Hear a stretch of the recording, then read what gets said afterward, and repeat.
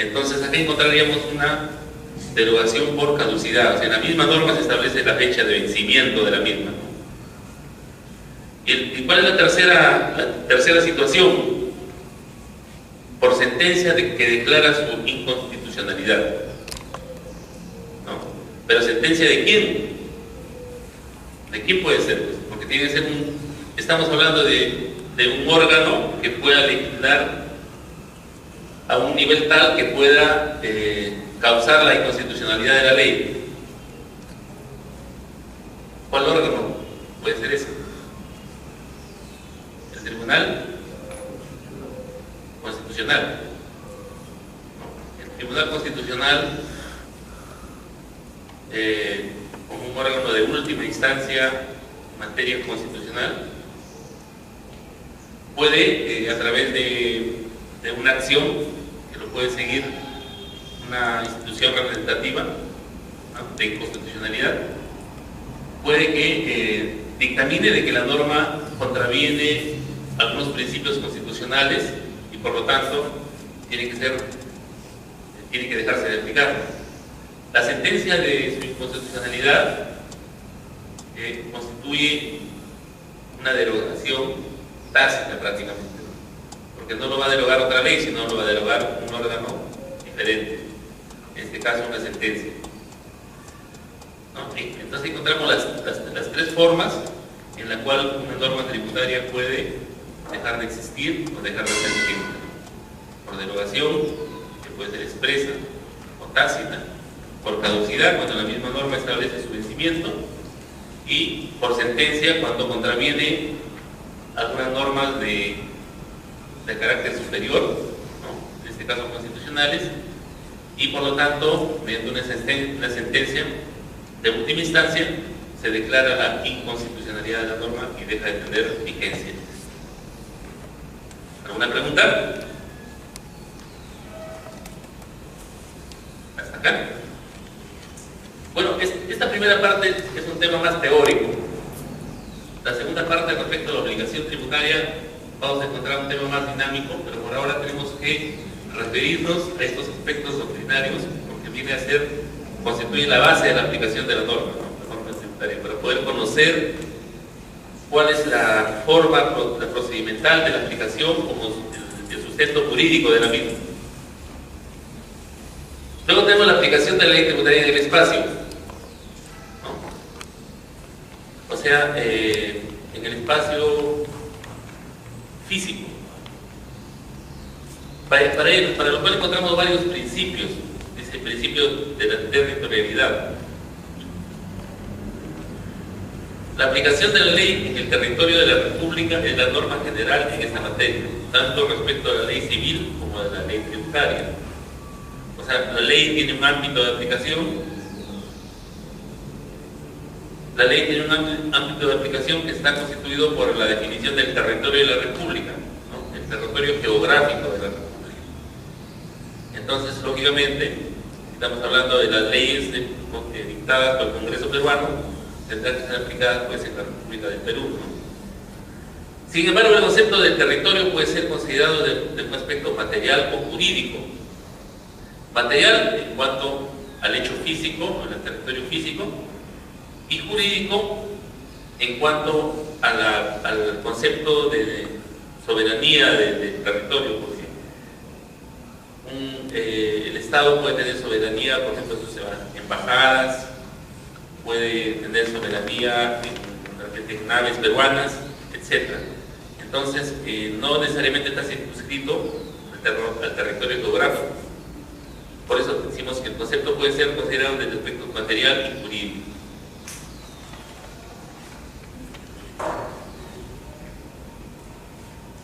También encontramos la teoría de la nacionalidad.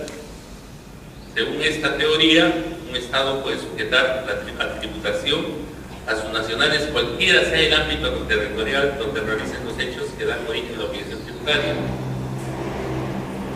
¿no? Esta es una teoría controvertida, pero se aplica actualmente en Estados Unidos, en la cual un contribuyente, un ciudadano del país, está sujeto a tributación donde sea que se encuentre, ¿no? Entonces es una teoría controvertida, pero se explica, ¿no? En Estados Unidos se aplica en algunos casos. Y encontramos también la teoría del domicilio de la residencia, que es una teoría más concreta, que dice que considera que quien debe gravar las rentas es el país donde reside o domicilia su beneficiario, ¿no? Está en función de dónde se producen las rentas y dónde se disfrutan las rentas. Creo que es más coherente, ¿no? La teoría del domicilio de la residencia.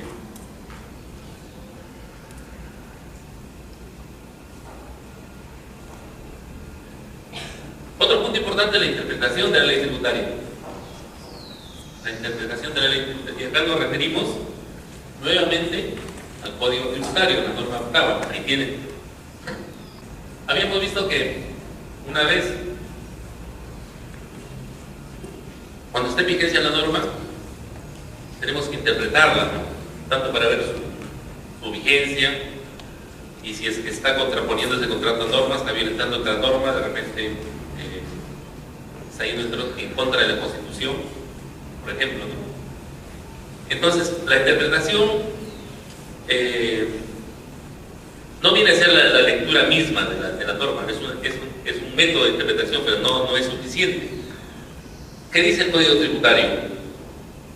Para aplicar las normas tributarias pueden usarse todos los métodos de interpretación admitidos por derecho.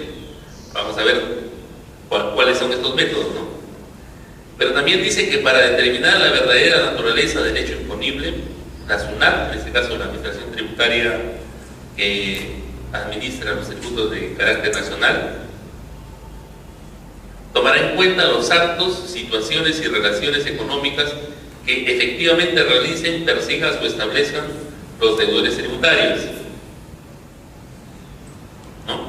O sea, tampoco se va a quedar la administración tributaria, tampoco se queda en la interpretación del derecho, sino va a ver la verdadera situación, las relaciones económicas de los administrados, ¿no? A fin de ver la aplicación efectiva de la norma tributaria. Esto en cuanto a la lucha contra la elusión tributaria, que no es lo mismo que la evasión tributaria, ¿no? La ilusión tributaria consiste en dejar de pagar impuestos sin ir en contra de la norma. Pero con esta reglamentación o con esta norma establece un ámbito discrecional de SUNAT respecto a que por encima de la norma tributaria puede aplicar las situaciones reales, ¿no? Las situaciones y relaciones económicas reales que realicen, persigan o establezcan los deudores tributarios. También dice que en vía de interpretación no podrán crearse tributos, establecerse sanciones, concederse exoneraciones, ni extenderse las disposiciones tributarias a personas o supuestos distintos de los señalados en la ley. Este viene a ser la aplicación del principio de legalidad en materia tributaria, ¿no?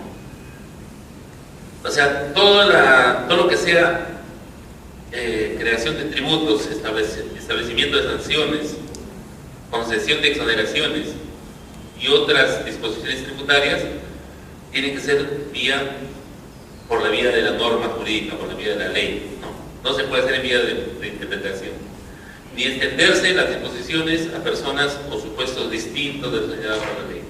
Este es un límite de la interpretación de la ley tributaria. Pero veamos cuáles son los métodos de interpretación tributaria del derecho. Acá tenemos en primer lugar el concepto de la interpretación. La interpretación es una herramienta jurídica que nos permite establecer frente a un caso concreto lo que con una norma nos desea expresar.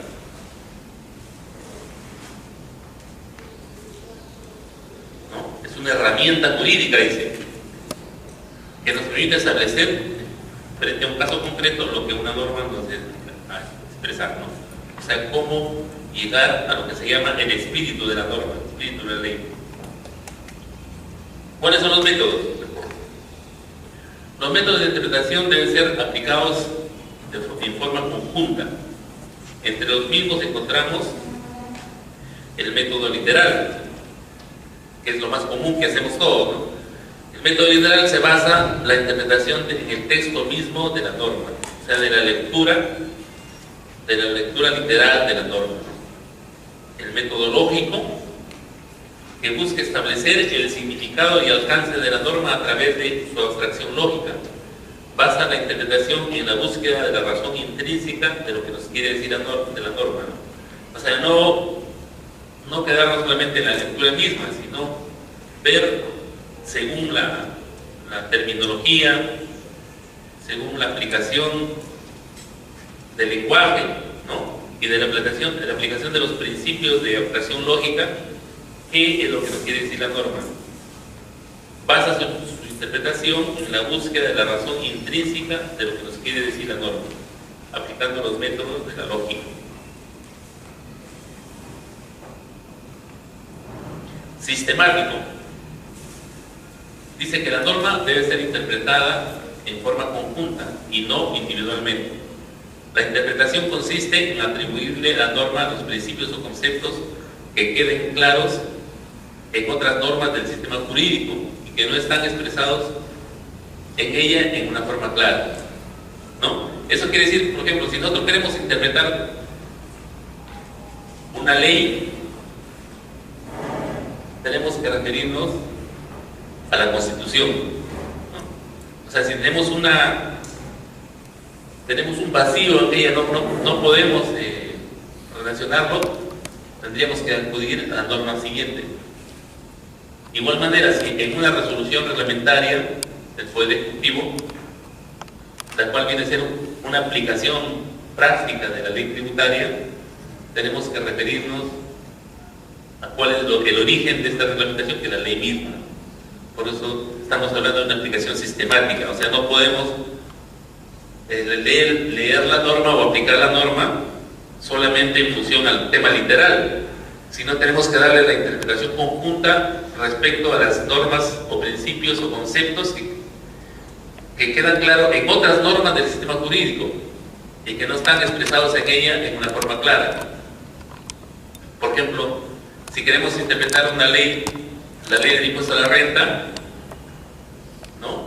Necesariamente tenemos que, en algunos casos, ir a la lectura del Código Tributario, ir a la lectura de la Constitución misma, ¿no? Si queremos referir respecto a la reglamentación del impuesto general a las ventas, ¿no? Tenemos que acudir a la ley misma del IGB, acudir al Código Tributario y acudir a la Constitución. Eso se llama la interpretación sistemática de la norma. También encontramos el método histórico de interpretación. La interpretación se fundamenta en los antecedentes históricos que dieron origen a la norma que va a ser interpretada. Esto es, los proyectos, anteproyectos, discusiones. Antecedentes históricos, ¿no? Toda norma, para que pueda ser promulgada, tiene un procedimiento de aplicación en la vía del Poder Legislativo, ¿no? Inicia con una iniciativa legislativa de un congresista o de un grupo de congresistas, la cual pasa a ser revisada en una comisión, se pone a consideración un anteproyecto de la norma, luego un proyecto, luego este proyecto se somete a votación y luego de una revisión del Poder Ejecutivo ya se puede promulgar. Pero todos estos elementos o material de trabajo que generalmente todas las normas contienen, cuáles son las razones de su promulgación, ¿no? Pueden servir también para que se pueda llegar a una interpretación histórica, o sea, cuál es la necesidad de esa norma, qué es lo que buscó el legislador para poder proponer la norma, ¿no? En qué se basaron los congresistas de la comisión para poder aprobarla, y se puede llegar a una aplicación efectiva, ¿no? Teniendo en cuenta todos los antecedentes desde su iniciativa hasta su promulgación, ¿no?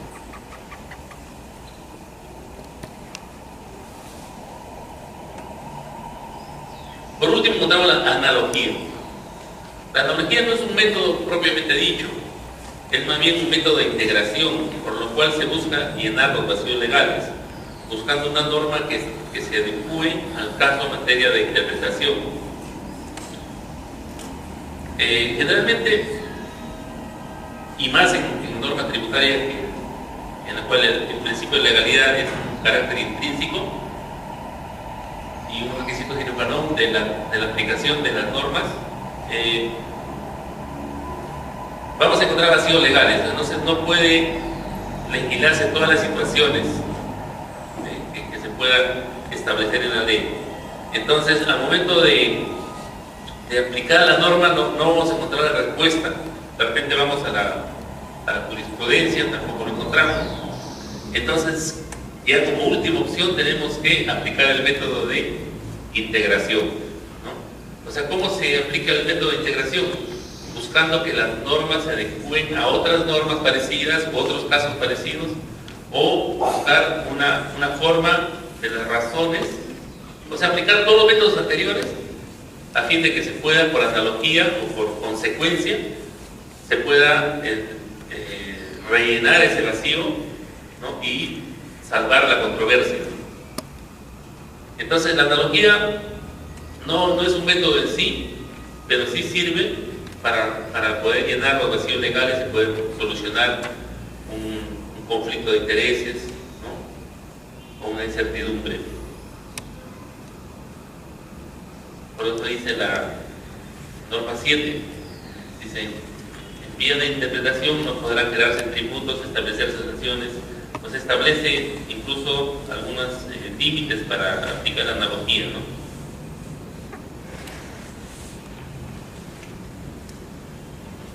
Muy bien. ¿Alguna pregunta?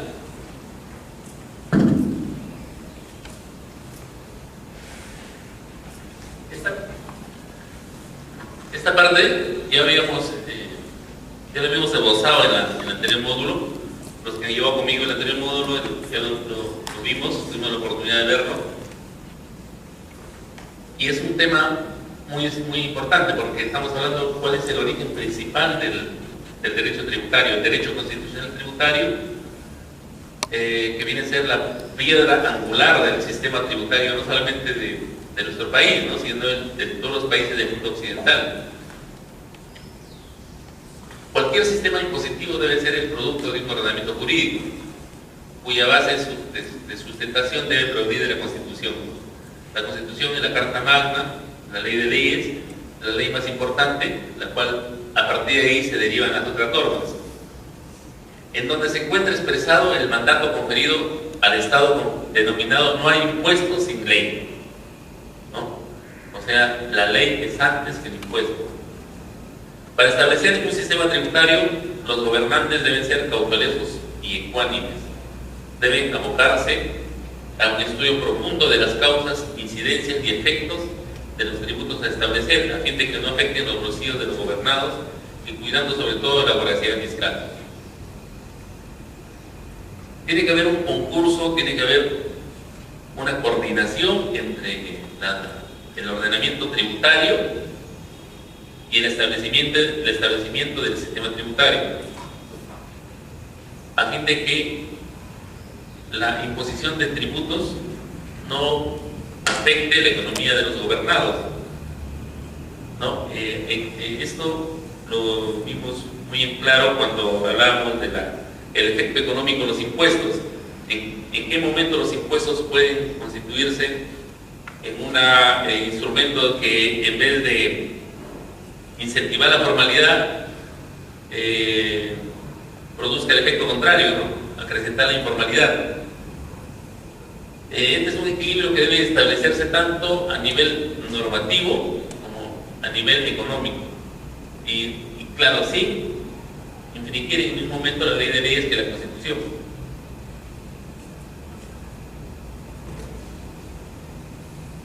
El poder tributario en el Perú, como en la mayoría de países del mundo, se encuentra regido por una Carta Magna, la Constitución, que contiene artículos referidos a aspectos tributarios, reflejando el principio de la legalidad tributaria. No hay impuesto, la legalidad tributaria es no hay impuesto sin ley.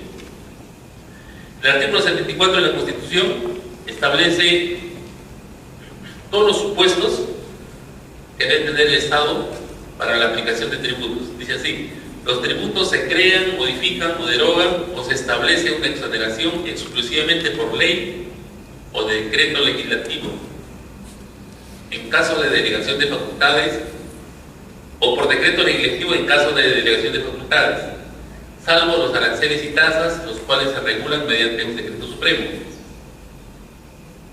Los gobiernos regionales y los gobiernos locales pueden crear, modificar y suprimir contribuciones y tasas o exonerar de estos dentro de su jurisdicción con los límites que señala la ley. El Estado, al ejercer la potestad tributaria, debe respetar los principios de reserva de la ley, los de igualdad y el respeto de los derechos fundamentales de la persona. Ningún tributo puede tener el efecto confiscatorio.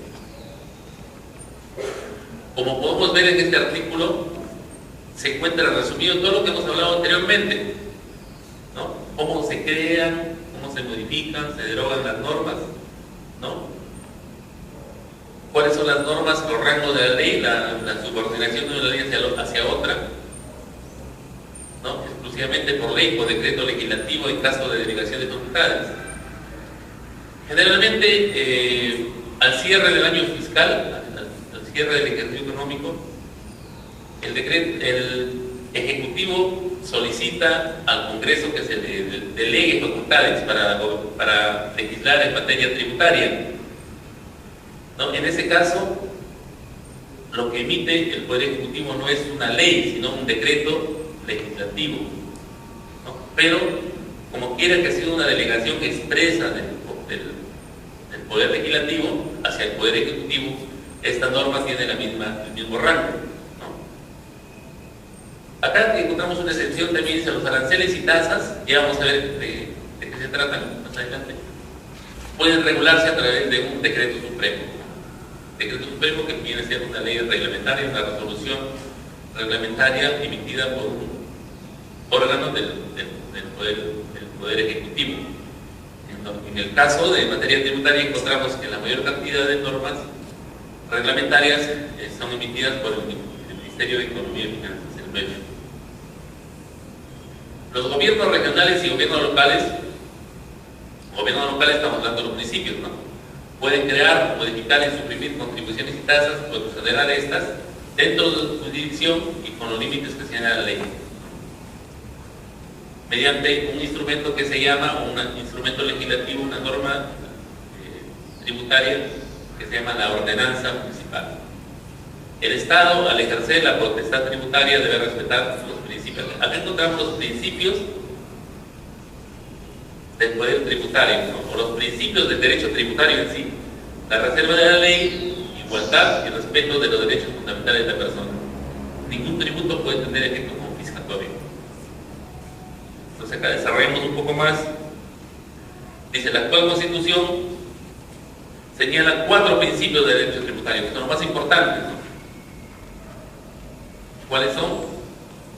Los de reserva de la ley, igualdad, respeto a los derechos fundamentales de la persona y la no confiscatoriedad.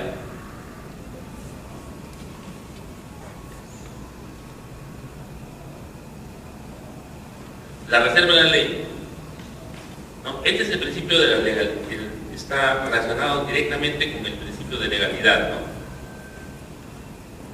La reserva de la ley nos indica que algunos temas de materia tributaria deben ser regulados estrictamente a través de una ley y no por reglamento. Eso ya lo hemos visto de manera repetitiva en las anteriores diapositivas. Igualdad. Según este principio, los contribuyentes con homogénea capacidad contributiva deben recibir el mismo trato legal y administrativo frente al mismo supuesto de hecho tributario, ¿no? O sea, todos los contribuyentes que desarrollan la misma actividad pueden ser tratados de la misma manera. La no confiscatoriedad que nos dice que los tributos no pueden exceder la capacidad contributiva de los contribuyentes, pues se convertirían en confiscatorios, ¿no? O sea, no podemos matar el origen de la fuente de la riqueza con los tributos. Y el respeto a los derechos fundamentales, que en rigor no es un principio, pero es un límite, ¿no? El legislador en materia tributaria debe cuidar que la norma tributaria no vulnere alguno de los derechos humanos constitucionalmente protegidos. Por ejemplo, los del derecho al trabajo, la libertad de asociación, el secreto bancario, la libertad de tránsito. O sea, la administración tributaria o las normas tributarias no pueden ir en contra de la Constitución, ante cuyo caso podemos iniciar, se puede iniciar una acción de inconstitucionalidad y derogar la norma bajo un sistema que vemos mediante una sentencia del Tribunal Constitucional si encontramos alguna violación a estos principios. Muy bien, hasta acá es toda la parte teórica de la norma, ¿no? Del derecho tributario. Son normas, la norma de interpretación, aplicación en el espacio, en el tiempo, la subordinación al poder tributario, se aplican casi para todas las otras ramas del derecho, con diferente punto de vista, ¿no? Pero todos tienen que tener el mismo procedimiento metodológico que esta vez hemos resumido, pero que ya nos van a llevar a comprender más o menos lo que viene acá en adelante, ¿no? Es la aplicación misma del derecho tributario. Ahora vamos a ir a la aplicación misma del derecho tributario, la razón de ser, los tributos.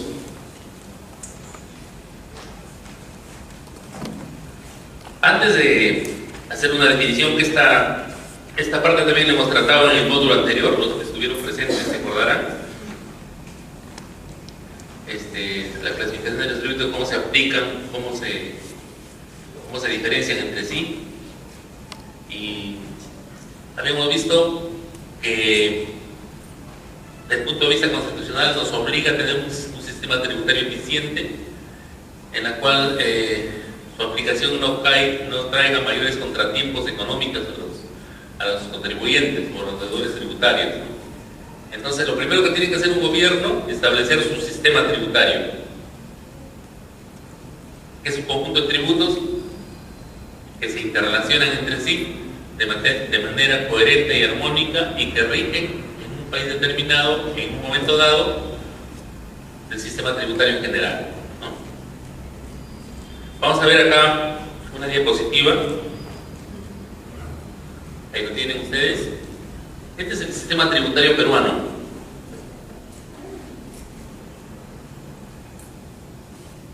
Todo lo que hemos hablado un poco lo vamos a encontrar acá. ¿Cómo está constituido el sistema tributario peruano? Principalmente está constituido por los tributos, ¿no? Que la razón de ser, el derecho tributario y el código tributario que le da la base normativa, ¿no? El sustento para su aplicación, la ley penal tributaria y la ley de delitos aduaneros, que le da el carácter coercitivo en cuanto a las conductas ya delictivas, tanto por la defraudación tributaria como por el contrabando. Y luego tenemos los órganos de aplicación. Tenemos el gobierno nacional, los gobiernos locales o los municipios y otras entidades. Hasta el año 1990 en el Perú existía un desorden tributario y un sistema tributario muy engorroso, en el cual incluía un sinnúmero de impuestos, contribuciones, y muchos de ellos antitécnicos y se contradecían entre sí. A raíz del año 90 se trató de reducir los impuestos y contribuciones hacia los más necesarios, ¿no? Tratando de establecer que la economía nacional, los ingresos de recaudación tributaria giren a través de tres impuestos importantes, ¿no? Impuesto a la renta, IGB, impuesto selectivo al consumo. Sin embargo, ya con la misma avance de la sociedad y de los nuevos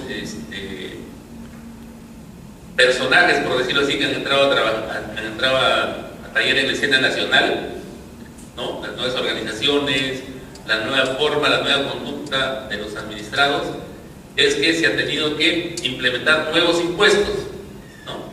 Que básicamente es una variación de los 3 impuestos importantes, pero que actualmente le dan algún complemento a estos impuestos y tienen algunos fines diferentes. Así tenemos que el gobierno nacional gira, como les dije, con 3 impuestos importantes: impuesto a la renta, o impuesto a las ganancias, impuesto a las utilidades, como se quiera llamar, ¿no? Todo lo que es grava todo lo que es las utilidades obtenidas de un negocio, o por el desempeño de un trabajo dependiente o independiente, ¿no? O por la generación de una renta de capital. Impuesto a la renta en general, todo lo que sea utilidades y rentas, ya sea de personas naturales o jurídicas. El impuesto general a las ventas, que viene a ser el impuesto al valor agregado o el impuesto a la transacción, a la venta de bienes y servicios. El impuesto selectivo al consumo, que como su nombre lo dice, es el consumo de algunos bienes específicos, ya sea de alta rotación, como combustibles, como vehículos, como bebidas alcohólicas, ¿no?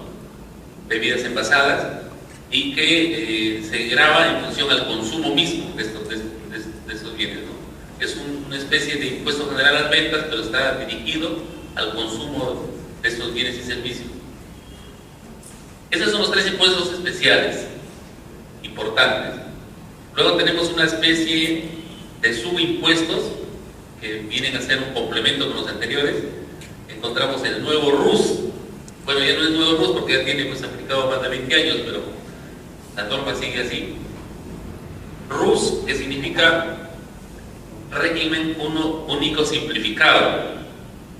Es un impuesto especial que engloba un poco lo que es IGB y renta a la vez, y viene a ser una aplicación de una tarifa plana que se le aplica a los contribuyentes que básicamente están constituidos como microempresas, ¿no? Como personas naturales, y actualmente este año se incluyó también a la EIRL dentro de su campo de acción, y tienen una tarifa plana, una tarifa en función a sus ingresos que va desde los 20 soles, ¿no?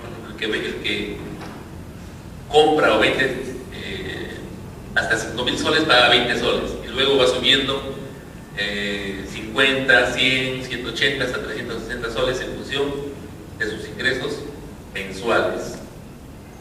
Ese es el nuevo RUS. Luego tenemos un impuesto también de reciente creación, que es el ITF, ¿no? El ITF, que es impuesto a las transacciones financieras. Este es un impuesto que grava ya sea el abono o cargo en las cuentas corrientes, ya sea ahorro, ¿no? O cuentas corrientes del sistema financiero nacional. Si bien es cierto, la recaudación es mínima, pero este es un impuesto que sirve de base de datos a SUNAT o información financiera a SUNAT de los sujetos obligados. O sea, cualquier persona que tenga una cuenta de ahorros, una cuenta corriente o una tarjeta de crédito, etc., está obligada a pagar este impuesto. Pero, ¿cuál es la utilidad que le da SUNAT a este impuesto? A través de los reportes que hacen las instituciones financieras de los movimientos del ITF de cada cuenta, SUNAT puede predecir o puede prever cuál es el movimiento bancario de esta persona. Esto quiere decir que sin necesidad de levantar la reserva tributaria en cuanto al secreto bancario o el secreto de las operaciones financieras que tiene y está protegido por la Constitución, la Administración Tributaria o la SUNAT puede verificar el volumen de los ingresos y egresos en las cuentas autorizadas. en las cuentas que están grabadas con este impuesto. Hablamos de cuentas de ahorro, cuentas corrientes y tarjetas de crédito. De tal manera de que, sin necesidad de levantar el secreto bancario, puede ver, por ejemplo, en el año 2013, qué cantidad de dinero ha ingresado a la cuenta de tal contribuyente.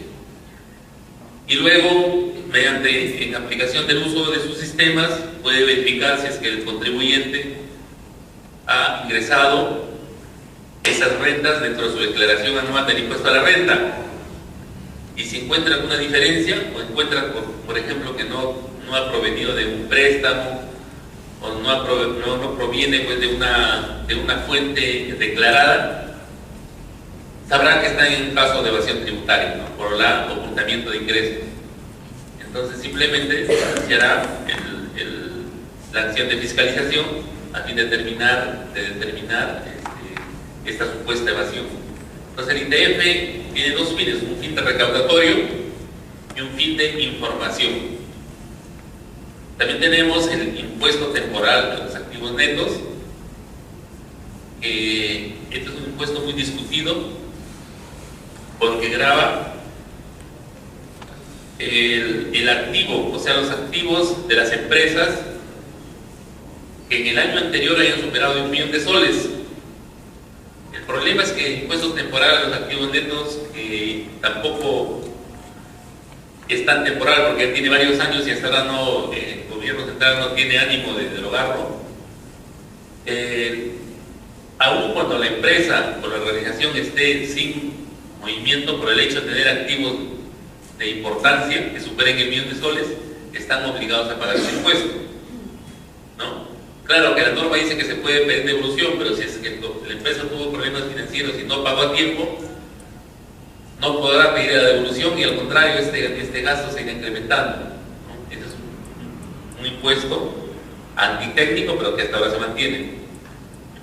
Luego tenemos un impuesto a los juegos, casinos y máquinas tragamonedas, que es un impuesto parecido al impuesto selectivo del consumo porque está gravando también el consumo o el uso de estas máquinas, ¿no? El impuesto a las ventas del arroz pilado es un impuesto especial que tiene una tasa menor porque, comprendiendo la importancia que tiene el arroz pilado en nuestra alimentación y en la economía nacional, se estableció de que se grave un impuesto especial, ¿no? a lo que es arroz. El impuesto extraordinario a la promoción de destinos turísticos nacionales, ¿no? Que es un impuesto que grava las salidas las salidas y regresos de las naves aerolíneas extranjeras o nacionales hacia nuestros destinos turísticos nacionales. Los derechos arancelarios, que viene a ser todo lo que cobra el Estado cuando se nacionaliza una mercadería importada del extranjero, y lo que son tasas, que vamos a ver de qué se trata. Entonces, este es el espectro, en primer lugar, de impuestos, de derechos arancelarios y tasas, ¿no? Que está dirigido a su cobro por el gobierno central. En cuanto a los gobiernos locales, también tenemos impuestos que están autorizados por ley, ¿no? El impuesto predial, que viene a ser el impuesto que se grava a las propiedades de predios urbanos dentro de una circunscripción, de una ciudad, una provincia, un distrito, y tiene una tasa progresiva, o sea, mientras más propiedades tengas, más impuesto pagas. El impuesto a la alcabala, que es un impuesto parecido al IGB, porque también grava la transferencia de bienes, pero en este caso el impuesto a la alcabala grava la venta de inmuebles, a título oneroso o gratuito, y su tasa es el 3% del valor de la venta. El impuesto a los juegos, el impuesto a las apuestas, el impuesto al patrimonio vehicular, el impuesto a los espectáculos públicos no deportivos, el impuesto a la promoción municipal, el impuesto al rodaje, a las embarcaciones y recreos. Luego tenemos las tasas y las contribuciones especiales por obras públicas. Acá los arbitrios no se mencionan, porque los arbitrios generalmente están en función de la necesidad de cada gobierno local, ¿no? Y finalmente tenemos algunas entidades que cobran algunos, que no son impuestos, que son contribuciones, pero que vienen por ley desde hace muchos años ya cobrando este impuesto: el Servicio Nacional de Trabajo Industrial, el Servicio de Apoyo a la Construcción, SENSICO, es Salud, que viene a ser la contribución para la Seguridad Social, ¿no?, que es el 9% de las remuneraciones, y la ONP, el Organismo Nacional de Pensiones,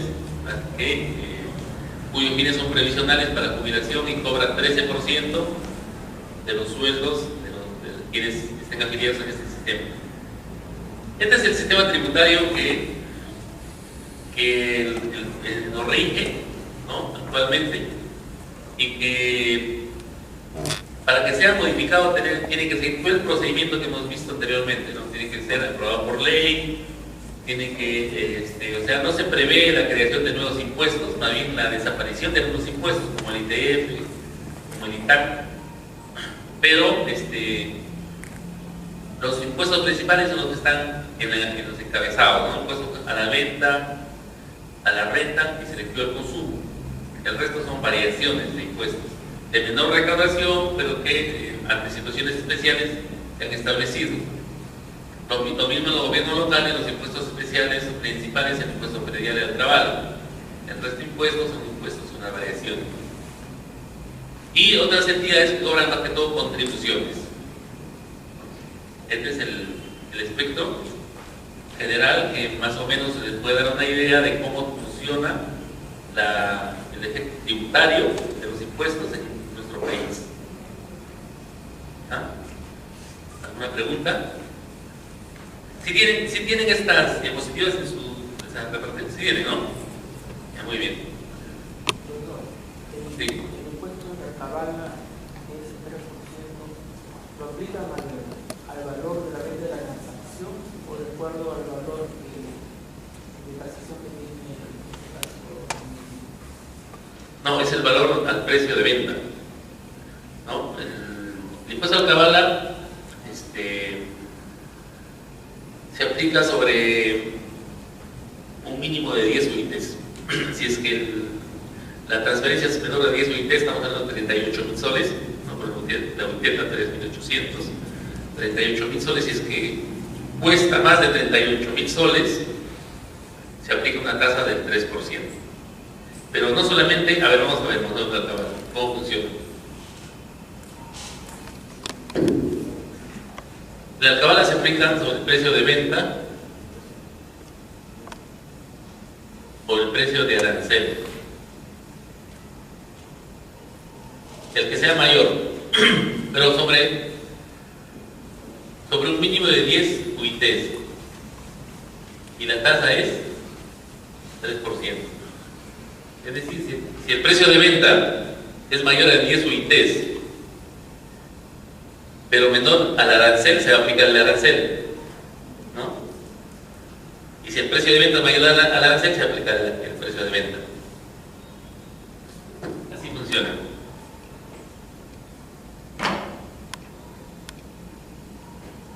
¿Alguna otra inquietud?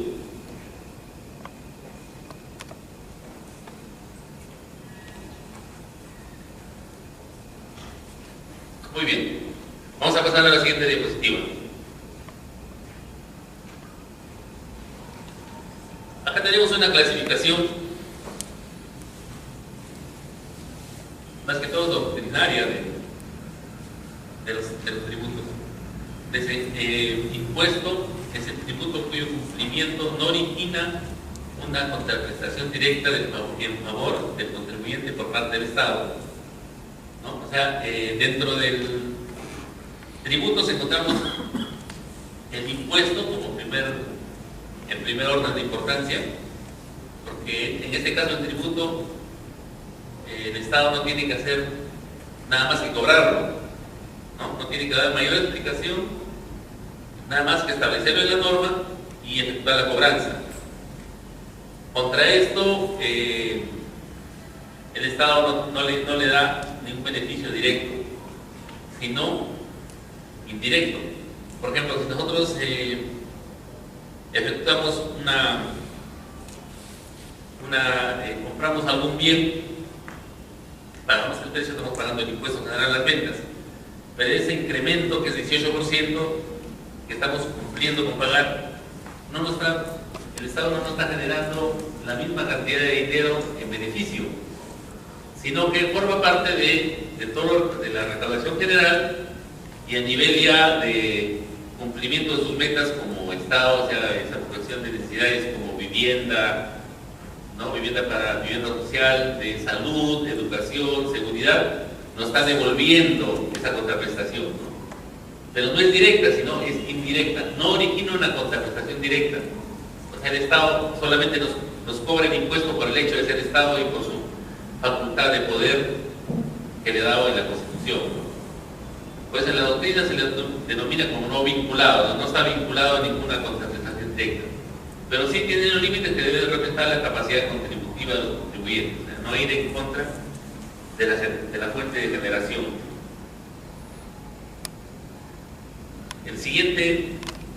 La siguiente especie del tributo es la contribución.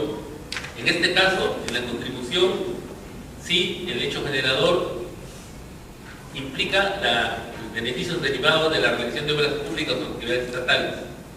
Es el tributo cuya obligación tiene como hecho generador beneficios derivados de la realización de obras públicas o de actividades estatales. Se encuentra vinculado a un beneficio indirecto recibido por el contribuyente. En este sentido, su determinación está en función del citado beneficio. Por ejemplo, la aportación al SENATI, la aportación al CENCICO, ¿no? La contribución misma de salud, ¿no? Los pagos que se hacen de salud, si bien es cierto, no te están dando el mismo servicio por la cantidad de dinero que has dado, pero sí a nivel general te prestan un servicio, ya sea por una actividad estatal en este caso, que sería la seguridad social. Lo mismo en la ONP, la contribución a la ONP o el Organismo Nacional de Pensiones es en función de un fondo general, y a través de ahí ya se asigna una pensión a los mayores de 65 años, pero no en función de lo que hayan aportado, sino de lo que se pueda calcular a nivel global, a nivel normativo. O sea, de todas maneras el Estado te retribuye, no indirectamente como en el caso de los impuestos, pero sí en función de ciertos beneficios de obras públicas o actividades estatales, ¿no? O sea, hay una devolución un poco más indirecta. Ese se encuentra vinculado a un beneficio indirecto recibido por el contribuyente. En este sentido, su determinación está en función del citado beneficio.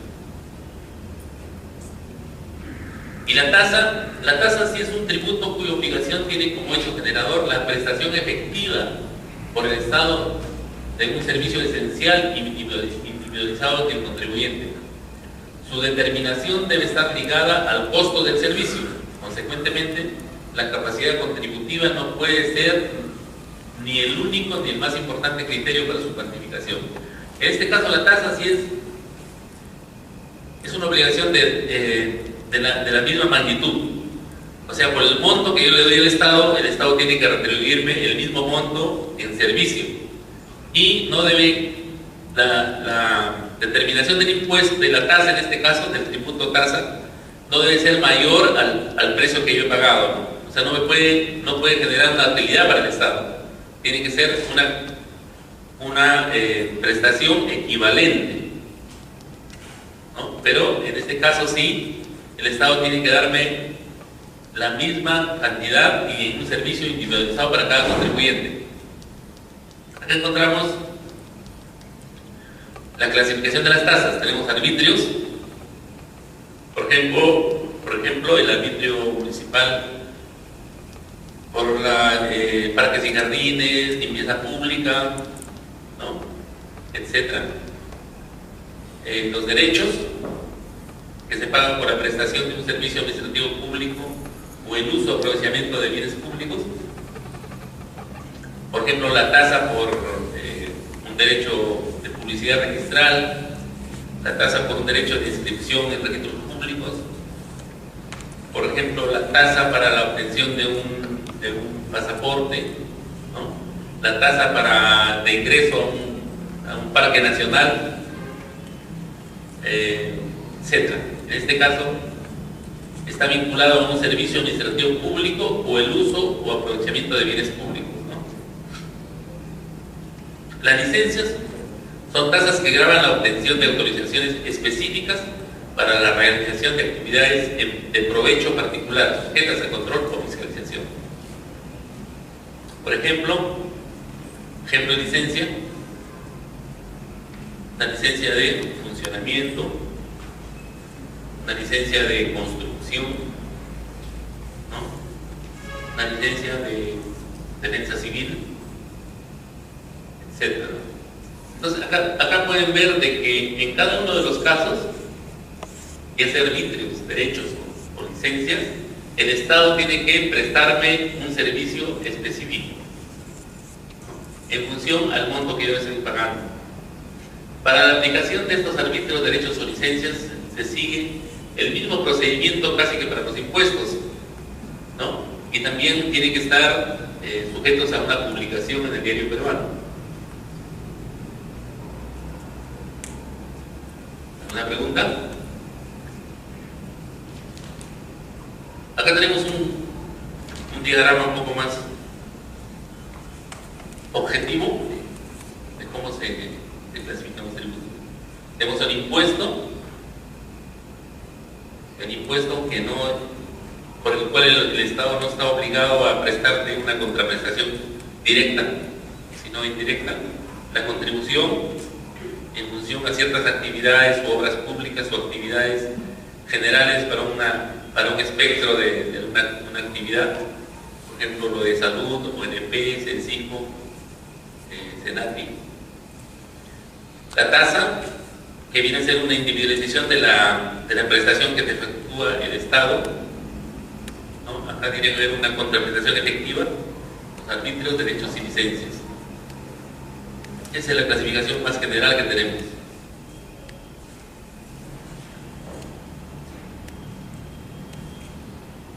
Bueno, tenemos una clasificación más doctrinaria, que es el aspecto económico-financiero, ¿no? Esto ya lo encontramos más que todo en la doctrina. Dice: tributos directos, aquellos cuya carga económica es soportada por el mismo contribuyente, afectando las manifestaciones inmediatas de la capacidad contributiva. Por ejemplo, el trabajador de una empresa que está en planilla es perceptor de rentas de quinta categoría según la ley del impuesto a la renta y está obligado al pago del impuesto. Sin embargo, en este caso no paga el impuesto directamente, sino que se le retiene el impuesto en su boleta de pago, ¿no?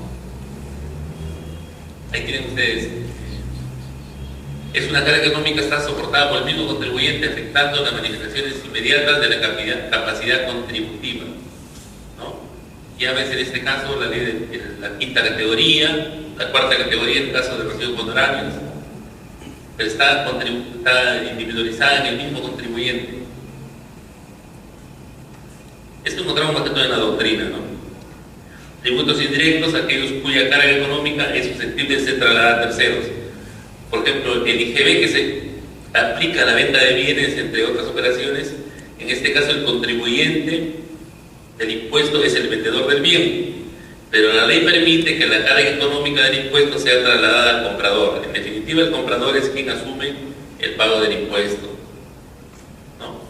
O sea, quien pagamos el impuesto a las ventas es generalmente lo que consumimos, el consumidor final, porque el que fabrica el bien le cobra el impuesto al distribuidor, y el distribuidor le traslada ese impuesto en el producto que vende al que consume.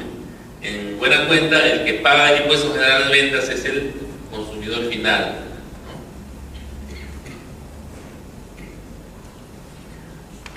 Tributos de carácter periódico, aquellos en los cuales el hecho generador de la obligación se configura al final de un plazo de tiempo dado. Por ejemplo, el impuesto a la renta se determina anualmente por las rentas percibidas del 1 de enero al 31 de diciembre. Tributos de realización inmediata, aquellos en los cuales el hecho generador de la obligación se configura en un solo momento. Por ejemplo, el impuesto al